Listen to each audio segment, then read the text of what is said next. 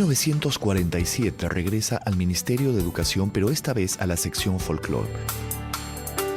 Ahí realiza una gran labor de rescate y recopilación de expresiones artísticas andinas.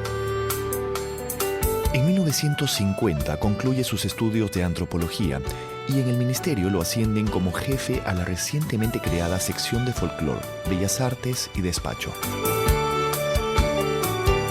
A Arguedas le gustaba todo el folclore andino, pero especialmente le fascinaban los danzantes de tijeras.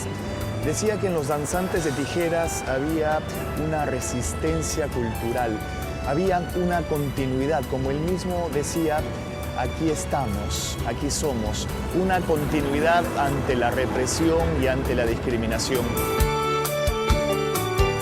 También asistían a los festivales de música andina que se realizaban todos los domingos en la Avenida Grau, en La Victoria o en el Coliseo del Puente del Ejército aquí detrás de mí. Sus amigos, los músicos, el violinista Máximo Damián y el maestro de charango Jaime Guardia lo recuerdan. Maravilloso, está muy bien esto, me ha gustado mucho tus canciones, el estilo, cómo cantas, cómo tocas. No te dejes sorprender nomás con los empresarios de discos, que ellos son los que distorsionan nuestra música. A ellos les gusta todo alegre, todo bailable. Ellos son comerciantes, no les interesa la cultura. Fue un elemento puente, ¿no?, para muchos artistas que venían del campo, en el sentido de reafirmarlos en su valor, de decirles que lo que hacían sí era importante, ¿no? Me encantaba ir a los coliseos y bueno, una función de coliseo dura unas 6, 7 horas, ¿no? Y pasa de todo, desde cantantes folclóricos hasta toreros, malabaristas, etc. Me encantaba cantar como indio, con los melismas y las variaciones de tono de los indios, ¿no? Esa especie de guturización del canto, muy hermoso. Es Arguedas el que va a lograr que en los coliseos haya espacio para las distintas versiones culturales, para que cada región pueda presentar su propia identidad. De tal manera que los migrantes de Guarochirí van a encontrar conjuntos que interpretan música de Guarochirí. Los migrantes de Carhuaz van a encontrar grupos. Y creamos una especie de pequeño crisol de esas obras de Arguedas en que los peruanos pueden reencontrarse, pueden intercambiar, pueden enriquecerse.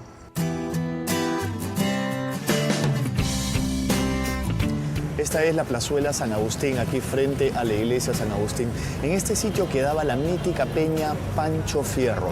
Este es un sitio muy importante porque a mediados del siglo XX ahí se juntaban artistas, poetas, pintores, en fin, toda la élite intelectual limeña se juntaba ahí en el Pancho Fierro. Las propulsoras de este sitio de este movimiento eran Alicia y Celia Bustamante. Ellas pertenecían al movimiento indigenista, que a su vez era liderado por el pintor José Sabogal.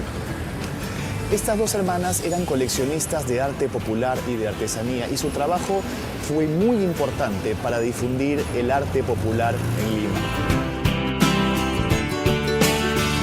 Si alguien importante pasaba por Lima, entonces organizábamos festejos, se organizaban cócteles, reuniones. Es decir, nadie importante que pasó por Lima en esa época no fue a la peña Pancho Fierro. Era un sitio muy animado, muy simpático. José cantaba, llevaba a su amigo que tocaba música. Cantaba en quechua, cantaba maravilloso y sobre todo vivía ese mundo y hablaba todo el tiempo de ese mundo y nos hizo conocer a nosotros toda la parte andina del Perú. Era el que más gozaba, el más feliz. Por eso cuando me dicen que se mató porque él nunca se adaptó a Lima, eso no es cierto, porque se sentía que no era considerado bien por los blanquitos, eso es pura mentira. Arguedas se sentía muy admirado, muy apoyado, él no tenía ninguna vergüenza de llevar a un grupo bueno Y si no lo podía llevar, nos decía, vámonos a la carpa el domingo y nos íbamos todos. Pero nosotros maravillados porque eso nunca habíamos visto. Arguedas en Lima cultivó dos grupos de amigos. Uno era el de los artistas andinos y otro el de los intelectuales. Con los dos grupos estuvo siempre en pleno contacto. Es cierto que tiene un círculo de amigos aristocráticos, pero también es cierto que conserva a sus amigos, por ejemplo, los que vienen de la música popular, ¿no? Y conserva a sus amigos de San Marcos, los que están ligados a su experiencia universitaria, ¿no? Cuando él se encontraba con sus amigos, nunca estaba triste, porque era una persona muy susceptible. Y comenzaba él a contar sus males y se reía de ellos. Decía, tú sabes que ayer me quise bataja, me moría de pena, qué sé yo. Y comenzaba a reírse de las cosas que hizo. Mira lo que se me ocurrió hacer para que se me quitara el sueño. Estuve jugando cartas hasta las 3 de la mañana. ¡Pobre Celia! Comenzaba a reírse. Y entonces uno se quedaba desconcertado y no le quería. Mi padre, sobre todo, no le creía y se lo decía. Por eso a mí me desespera cuando dicen que estuvo frustrado, que no lo recomendaba, que no lo soportaba. Es un hombre educadísimo, porque no era un campesino, pues. Era un hombre cultivado, pero tímido, totalmente indefenso para la vida. Así que sus amigos, para él, eran lo más sagrado. Contaba chistes. Además era una persona muy divertida, pues, porque se obsesionaba descubría palabras, por ejemplo. Le descubrí una palabra que es aputamadrado. Se puso un sombrero y yo le dije, oye, José, ese sombrero está muy aputamadrado. Esa palabra se le quedó pegada en la cabeza para siempre. Siempre se repetía aputamadrado.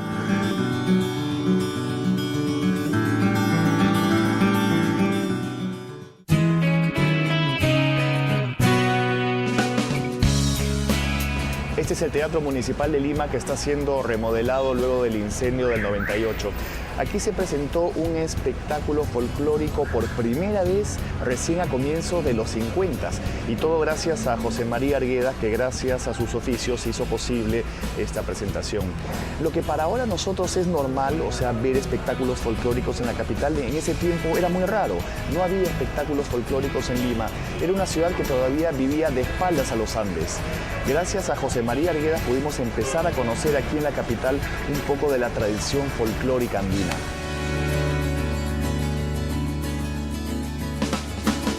En 1952 realiza trabajos de recopilación folclórica en el Valle del Mantaro. En 1953, José María Arguedas es nombrado jefe del Instituto Etnológico del Museo de la Cultura, este que está aquí en la avenida Alfonso Ugarte, que tiene una fachada un poco rara. Él y su esposa Celia Bustamante montaron especialmente este museo. Ocupó este cargo durante 10 años, hasta 1963.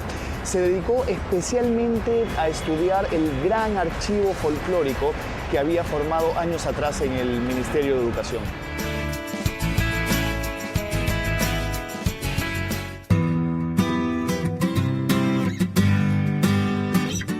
Celia y José María pasaban mucho tiempo en Supe, en una casa que había comprado Alicia. Aquí se reunían junto a Fernando de Cislo, Blanca Varela, Carlos Cueto Fernandini, su esposa Lili y demás amigos. Íbamos a la playa, regresábamos y siempre, claro, haciéndole broma a José María, porque él era muy insomne. Pero a veces hemos pasado con maleta y todo encima de su cama y decía Celia, la fama de insomne por los suelos. Porque había dormido, pero él era de los que la despertaba, pues 2 de la mañana y le decía, vamos a caminar. Esa angustia la tenía, pero no en la forma que la tuvo al final. Bueno, lo que yo recuerdo era que era una pareja perfecta, se complementaban muy bien. Lo que nosotros notábamos era que José María era muy emotivo, muy sentimental, y un poquito débil de carácter.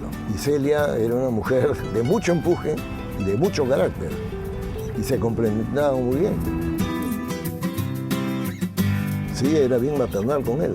se preocupaba de sus dolencias, porque tenía varias dolencias, y una de ellas era la depresión, lo otro era la digestión, tenía muy mala digestión, tenía que estar tomando remedios todo el tiempo, y ella era la que se preocupaba que los tome.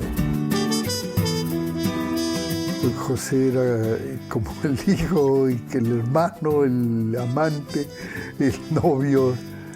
José adoraba a Celia, le decía la ratona.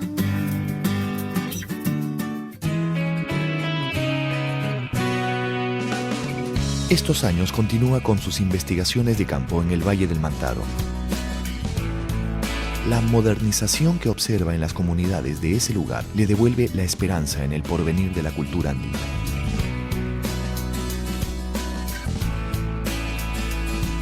Él sueña con la desaparición del indio, en ese momento la conversión del indio en mestizo, para poder integrarse y para poder unificar el país. En los años 60, para el periodo final de su vida, eso cambia radicalmente. Lo que él plantea es el derecho de la población andina a mantener su identidad y la ilusión de una sociedad nacional que puede integrar a todos siendo quienes somos, siendo distintos, cultivando nuestra propia identidad. La consigna de un país de todas las sangres, cuando él dice que es un demonio feliz que baila en quechua y en castellano, que quiere vivir todos los mundos, todas las patrias, habla de este ideal que supone no un país homogeneizado a través del mestizaje, que elimine lo indígena, sino un país en que lo indígena, lo mestizo, lo criollo, lo negro vivan con igual dignidad.